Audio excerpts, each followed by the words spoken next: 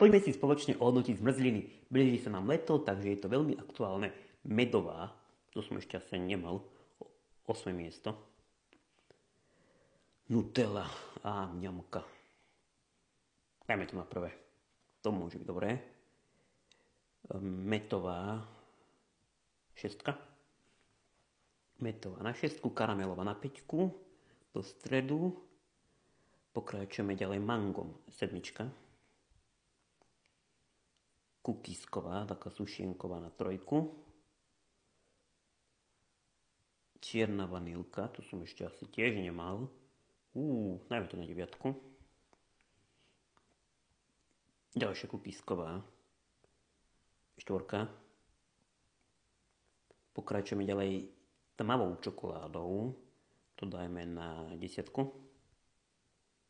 A na druhé miesto mliečna čokoládka.